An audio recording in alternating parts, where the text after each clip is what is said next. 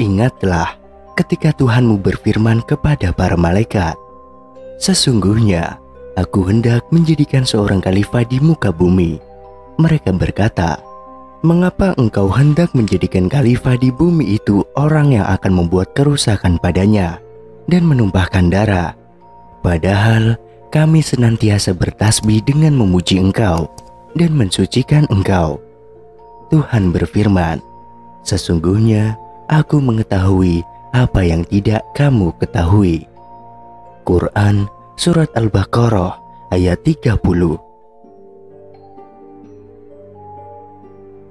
Adam dan Hawa itu dahulu ditempatkan di surga, lalu Allah melemparnya ke bumi lantaran berbuat kesalahan. Bumi yang dipijak keduanya memang sudah ada jauh sebelum ciptaan Adam dan Hawa. Lalu siapa penghuni sebelum Adam?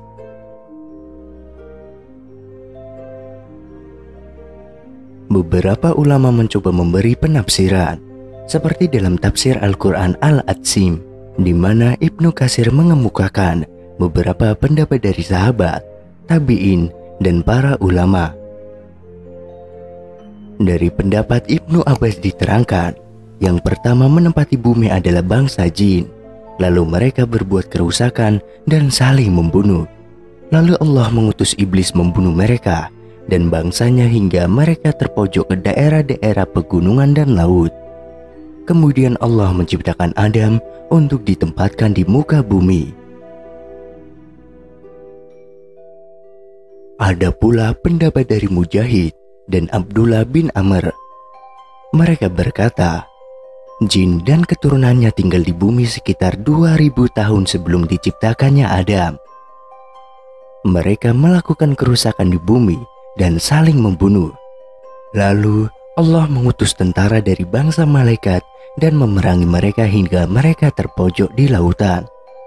Oleh karena itu, malaikat bertanya hal itu saat Allah akan memberitahu akan menciptakan manusia, seperti pada Quran Surat Al-Baqarah. Jauh sebelum Adam tercipta, Allah telah menciptakan 3 umat di muka bumi.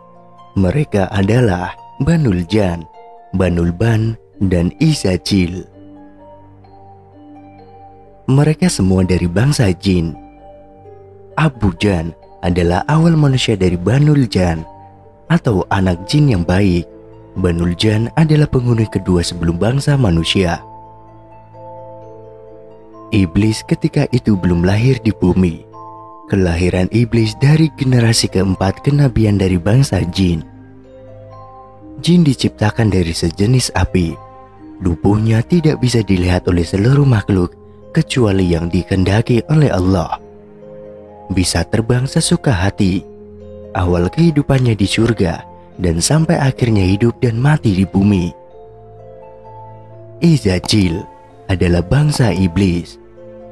Dari jin inilah keturunan iblis lahir dengan diberikan kelebihan kepandaian oleh Allah. Ada 2 kelompok jin yang bertempur, situasi yang membuat malaikat di langit menjadi gusar. Mereka lalu bertanya kepada Allah bahwasannya apakah selalu menciptakan khalifah yang hanya berbuat kerusakan di bumi ini. Akhirnya Allah memberi perintah kepada Azazil.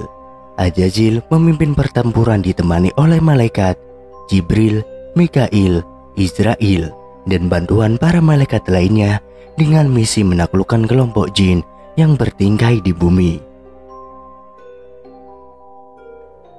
Kemudian setelah ditaklukkan, akhirnya Allah menciptakan Nabi Adam. Di antara Azazil, malaikat, dan Adam diberikan ilmu oleh Allah karena tujuannya untuk menjadikan khalifah di bumi. Setelah diuji, ternyata yang lulus adalah Nabi Adam. Akhirnya semuanya diperintahkan Allah untuk sujud penghormatan kepada Adam. Akhirnya semuanya sujud kecuali Azazil, atau bangsa iblis. Mereka sombong dan membangkang atas perintah Allah. Iblis dikenal sebagai makhluk pembangkang di muka bumi. Tidak hanya dirinya sendiri, iblis juga mengajak dan menjerumuskan manusia untuk mengingkari Allah. Iblis dengan segala tipu daya akan terus berupaya untuk menjerumuskan manusia agar masuk ke dalam neraka. Namun, yang perlu diketahui, iblis dulunya merupakan makhluk Allah yang sangat patuh. Namun akibat kesombongannya yang enggan memberi sujud penghormatan kepada Nabi Adam, membuat Allah melaknat iblis. Bahkan, malaikat pun sempat menangis tatkala Allah melaknat iblis selamanya.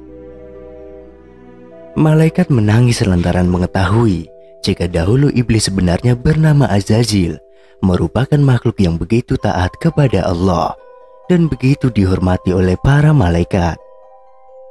Dahulunya, iblis merupakan makhluk yang begitu taat. Bahkan iblis disebut sebagai salah satu makhluk ahli ibadah atau al-abid. Dalam kitab karangan Al-Ghazali dijelaskan, iblis pernah tinggal di langit ketujuh karena ketaatannya. Setiap 1000 tahun, maka iblis akan dinaikkan Allah ke langit selanjutnya.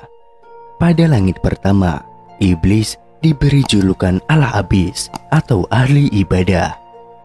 Setelah 1000 tahun di sana, Azazil kemudian dinaikkan ke langit kedua dengan julukan Az-Zahid. Setelah 1000 tahun beribadah, Allah kembali mengangkatnya ke langit ketiga, dan di sana iblis mendapat julukan Al-Arif. Pada langit keempat, namanya adalah Al-Wali. Kemudian pada langit kelima, iblis disebut Al-Taqi. Di langit keenam, namanya disebut Al-Kazin. Dan di langit ketujuh, ia disebut Azazil. Dan manakala dalam Lauh Mahfuz, namanya adalah iblis. Bahkan karena begitu taatnya, Allah mengangkat derajatnya Al-Muqarrabun, yaitu derajat tertinggi di sisi Allah. Lebih dari itu, Allah menubatkan Azazil sebagai imam para malaikat yang berkedudukan di langit. Kemudian, iblis menjadi nasihat malaikat selama 20.000 tahun hingga menjadi pemimpin malaikat Karobiyun selama 30.000 tahun. Iblis juga melakukan tawaf mengelilingi arsy bersama mereka selama 14.000 tahun.